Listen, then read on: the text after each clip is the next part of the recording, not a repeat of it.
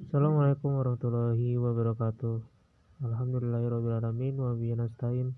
Wala umru dunya wadin wassalatu wassalamu asrafil anbiya wal mursalin wala alihi wa sahbihi ajmain amma ba'du. Perkenalkan, nama saya Anas Abdul Hakim, program studi hubungan internasional semester 4. Ingin menjelaskan sistem pemerintahan dan sejarah yang ada di Afrika Selatan. Di sini yang pertama saya akan menjelaskan sejarah benua Afrika. Afrika itu sendiri berasal dari bahasa, yaitu Afri adalah nama Latin yang digunakan untuk merujuk pada penduduk Afrika Utara yang saat itu dikenal di sebelah barat Sungai Nil, dan dalam arti luasnya disebut semua tanah di selatan Mediterania atau biasa kita sebut Libya kuno. Afrika Selatan itu juga merupakan salah satu negara tertua di benua Afrika. Banyak suku-suku yang ada di sana yang telah berpenghuni sejak zaman dulu, seperti suku Khoi, Bushman, Xhosa, dan Zulu. Belanda pada tahun 1652 sudah tiba dan menjajah Afrika pada saat itu. Kalau kita lihat wilayahnya, benua Afrika yang terletak di belahan selatan bumi merupakan benua terbesar ketiga di dunia. Luasnya kurang lebih 30.343.578 km persegi dengan persentase daratan 20%. Benua Afrika termasuk benua terbesar setelah benua Asia dan benua Amerika. Karena itu, Afrika memiliki sebuah organisasi internasional yang dinamakan Uni Afrika. Berbicara mengenai Uni Afrika, tentu tidak terlepas dari organisasi internasional. Mengenai definisi dari organisasi internasional itu sendiri, belum terdapat kesepakatan. Bila diartikan sebagai wadah bagi negara-negara untuk menyelesaikan suatu masalah tertentu secara bersama, kita mendapatkan pengertian organisasi internasional yang sempit. Nah, oleh karena itu, negara-negara Afrika yang ada di benua Afrika ini melakukan kerjasama untuk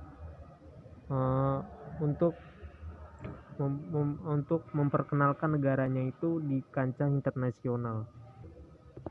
Dan satu hal yang harus kita ketahui, bahwa benua Afrika ini merupakan bahwa kita lihat waktu dulu Inggris dan Belanda itu saling memperebutkan benua ini, karena di sini terdapat beberapa kekayaan yang melimpah, sumber daya alam ataupun dan lain-lain. Hal ini yang menyebabkan Britania dan Belanda melakukan perang untuk mendapatkan daerah ini. Dan akhirnya pada tahun 1931 Afrika Selatan menjadi jajahan Inggris sepenuhnya. Karena kekayaan yang melimpah, maka benua ini dikelilingi oleh laut Mediterania di utara, Tanah Genting Suez dan Laut Merah di timur laut, Samudra Hindia di tenggara, dan Samudra Atlantik di barat. Benua ini mencakup Madagaskar dan berbagai kepulauan. Ini yang berisi 54 negara berdaulat yang diakui sepenuhnya negara. 8 wilayah dan 2 negara mereka de facto dengan pengakuan terbatas atau tidak sama sekali. Aljazair adalah negara terbesar di Afrika berdasarkan wilayah, dan Nigeria adalah negara dengan populasi terbesar. Negara-negara Afrika ini bekerja sama melalui pembentukan Uni Afrika yang berkantor pusat di Addis Ababa. Afrika mengangkangi khatulistiwa dan meliputi banyak daerah iklim. Itu adalah satu-satunya benua yang membentang dari zona beriklim utara ke selatan. Mayoritas benua dan negara-negara di belahan bumi utara, dengan sebagian besar dan jumlah negara di belahan bumi selatan. Afrika adalah rumah bagi banyak keanekaragaman hayati, itu adalah benua dengan jumlah terbesar spesies megafauna karena paling tidak berpengaruh dan oleh kepunahan megafauna Pleistocene. Namun Afrika juga sangat dipengaruhi oleh berbagai masalah lingkungan termasuk pengangguran, penggundulan hutan, kelangkaan air, dan masalah lainnya. Kekhawatiran lingkungan yang mengakar ini diperkirakan akan menjadi yang terburuk karena perubahan iklim berdampak pada Afrika. Di sini karena benua Afrika sangat luas, saya hanya mengambil satu negara dari benua Afrika itu sendiri, yaitu Afrika Selatan. Afrika Selatan merupakan salah satu negara di kawasan Afrika. Negara ini memperoleh kemerdekaan dari Inggris pada tanggal 31 Mei 1910. Namun rakyat Afrika Selatan merayakan hari nasionalnya pada tanggal 27 April sebagai hari kebebasannya. Karena pada hari tersebut Afrika Selatan melepaskan diri dari politik apartheid yang membelenggu di negara itu sendiri. Afrika Selatan merupakan negara demokrasi konstitusional dengan sistem 3 tingkat dan institusi kehakiman yang bebas. Bentuk negara Afrika Selatan pun sendiri itu adalah kesatuan dan bentuk pemerintahannya adalah republik. Sistem pemerintahan di Afrika Selatan adalah presidensial. Parlemen di Afrika Selatan terdiri ada 2 bagian, yaitu Majelis Nasional dan Dewan Nasional Provinsi. Setiap provinsi di Afrika Selatan mempunyai satu penggumbal undang-undang negeri dan majelis eksekutif yang diketuai oleh Perdana Menteri atau Premier.